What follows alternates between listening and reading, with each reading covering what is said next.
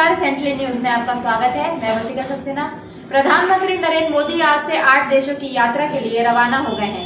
उत्तर प्रदेश के शाहजहांपुर से बड़ी खबर आ रही है, जहां फर्जी सीबीआई ऑफिसर और जज बनकर ठगने वाले साइबर अपराधियों के रैकेट का भंडाफोड़ किया गया है। प्रधानमंत्री नरेंद्र मोदी 5 देशों के लिए 8 दिनों की यात्रा पर रवाना हुए हैं। इस यात्रा का पहला पड़ाव घाना है।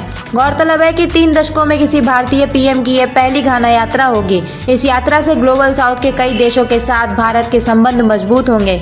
8 दिनों की इस यात्रा में पीएम मोदी घाना, त्रिनिदाद, अर्जेंटीना, ब्राजील और नामीबिया जाएंगे। इस दौरान पीएम मोदी ब्राजील में ब्रिक्स शिखर सम्मेलन में भी हिस्सा लेंगे। अत्यंत घातक एवं आधुनिक साइबर क्राइम ने पूरे विश्व को जकड़ रखा है। अब साइबर अपराधियों ने सीधे सीधे लोगों को ठगने के लिए डिजिटल अरेस्ट जैसा नया फॉर्मूला निकाला है।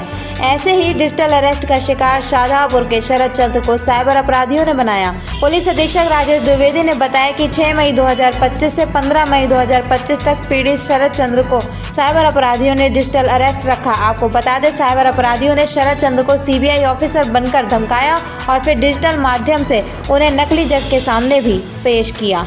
पूरा मामला निपटाने के नाम पर 1,04,47,000 रुपए विभिन्न अकाउंट्स में ट्रांसफर कराया। एसपी राजेश द्विवेदी ने बताया कि फिनटेक साइबर फ्रॉड टीम के 7 सदस्यों को मध्य प्रदेश, दिल्ली व यूपी के अलग अलग जनपदों से गिरफ्तार किया गया है। फिनटेक फ्रॉड से संबंधित जांच में यस बैंक के कुछ संदिग्ध अकाउंट्स भी आए हैं, जिनमें 9 करोड़ रुपए का ट्रांजैक्शन किया गया है। एसपी ने बताया कि एक बैंक खाते में 76 लाख रुपए का ट्रांजैक्शन किया गया है। साइबर अपराधी लालच देकर आम लोगों के खातों में पैसे का ट्रांजैक्शन करते थे। उन्होंने बताया कि गिरफ्तार किए गए सभी अपराधी शिक्षित हैं, लेकिन ये लोग किसी के इशारे पर एजेंट के रूप में काम करते थे। इन्हें 2% से 10% तक कमीशन दिया जाता था। इस बड़े अपराध के पीछे कई बड़े मास्टरमाइंड शामिल हैं, जिनकी तलाश की जा रही है। 4 जून को जनपद में एक साइबर ठगी का मामला पंजीकृत किया गया था, जिसमें कि मई माह में डिजिटल अरेस्ट करके एक व्यक्ति से 1,04,00,000 रुपये विभिन्न किस्तों में जमा कराए गए थे। इसकी हमारे एसपी सिटी शाहजहांपुर के निर्देशन में कई टीमें बनाई गई थी, जिसमें कि साइबर थाना, सर्विलांस सेल, एसओजी थी और सिटी की भी टीम थी। इनके द्वारा इसमें काफ़ी गहन इन्वेस्टिगेशन करते हुए ये पाया गया कि काफ़ी ढेर सारे अकाउंट में पैसे ट्रांसफ़र किए गए। एक पर्टिकुलर अकाउंट में, जो कि एक कंपनी था, उसमें 72 लाख रुपये ट्रांसफ़र किए गए थे। उसको प्रमुख लीड मानते हुए उससे पूछताछ की गई। ये निकल के आया कि जो इसके मास्टरमाइंड हैं, उनके द्वारा टारगेट अपने चुने जाते हैं, लेकिन टारगेट से जो पैसा मिलने वाला है वो किस अकाउंट में डालना है, ऐसा एक डेटा बैंक अपने पास रखते हैं। कॉर्पोरेट अकाउंट्स भी हैं, प्राइवेट अकाउंट्स भी हैं। मिडिल मैन के थ्रू उसमें वो ट्रांसफ़र करवा करके साथ ही साथ उसमें पैसे निकाल लेते हैं। जब तक कि हमारी पड़ताल हुई है, लगभग 9 लेयर्स के ट्रांसफ़र हुए हैं और 200 का अकाउंट हमने टेस्ट किए, बैंक अकाउंट टेस्ट किए हैं। इसमें न सिर्फ ये जो 1,04,00,000 रुपये गए थे उसका ब्यौरा है, बल्कि लगभग 9 करोड़ रुपये अकाउंट्स में हैं, जिनका कि संभवतः अन्य जो उनके द्वारा ठगी हुई है वो पैसे में शामिल हैं। 7 लोग अब तक हमारे द्वारा अरेस्ट किए गए हैं। इस जो गैंग है, इसका मास्टरमाइंड जो और फैसिलिटेटर हैं, साथ ही साथ जो विभिन्न लेयर्स में पैसे ट्रांसफ़र हुए हैं, इसकी गहन पड़ताल की जा रही है और शीघ्र ही उनका भी खुलासा किया जाएगा। इसको ऑल ओवर इंडिया है, उसका ऑल ओवर वर्ल्ड भी कर रहे हो। कुछ इसमें हमको कम्बोडिया के भी लिंक्स मिले हैं, तो अभी उसकी पड़ताल चल रही है। फिलहाल ये 7 लोग पकड़े गए हैं, जो कि अकाउंट में ट्रांसफ़र करने को फैसिलिटेट करते हैं, कमीशन करते हैं।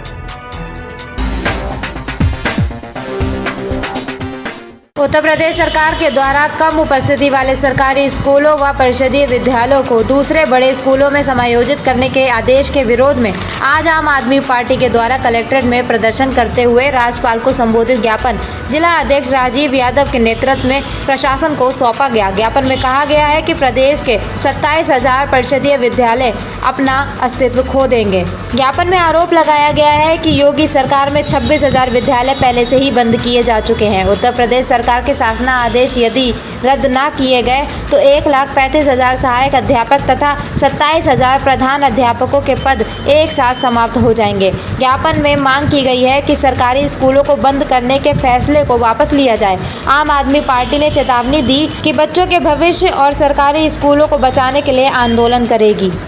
आपने देखा कि एक योगी सरकार ने एक आदेश जारी किया है जिसमें कि 27,000 स्कूलों को बंद करने जा रही है, मर्ज करने के नाम पर। हम लोग उसका कड़ा विरोध करने के लिए यहाँ पर एकत्रित हुए हैं। हम स्कूलों को बंद नहीं होने देंगे, हम विद्यालयों को बंद नहीं होने चाहते। इससे बच्चों का भविष्य खतरे में है। बहाना बना रही है सरकार कि 50 से कम बच्चे हैं और ऐसे स्कूलों को दूसरे स्कूलों में मर्ज करने का काम कर रही है। जब 1 किलोमीटर पर स्कूल होना आरटीई एक्ट के तहत जरूरी है, ऐसे में अगर एक स्कूल एक गांव में बंद हो जाएगा तो उसके बच्चे फिर कहाँ जाएंगे। इस आधार पर हम ये अच्छी तरीके से आम आदमी पार्टी जनता के दर्द को और बच्चे के भविष्य को समझते हुए आज इस यहाँ पर हम महामहिम को हमने जो है जिला अधिकारी के माध्यम से हमने ये ज्ञापन दिया है। अगर इसको तत्काल सरकार ने प्रभाव से वापस नहीं लिया तो हम लोग प्रदेश व्यापी जो आंदोलन करें और हम हरगिज़ ऐसा उत्तर प्रदेश के अंदर नहीं होने देंगे। दिल्ली की सरकारें, पंजाब की सरकारें जो हैं सरकारी स्कूलों में बच्चे आ रहे हैं पढ़ने के लिए और हमारे स्कूलों से अगर बच्चे भाग रहे हैं तो उसमें सरकार की लापरवाही है, घोर लापरवाही है। बजाय स्कूल बंद करने के उनकी गुणवत्ता में सुधार करना चाहिए। जी बहुत स्पष्ट है, सरकार जन कल्याण नीति को बढ़ावा नहीं दे रही, मधुशालाएं खोल रही है। सरकार को चाहिए कि इन बच्चों के साथ के भविष्य को खिलवाड़ न करे। ये जो मदिरापान के लिए मधुशाला खोली जा रही है तो क्या सरकार बच्चों के भविष्य से खिलवाड़ कर रही है?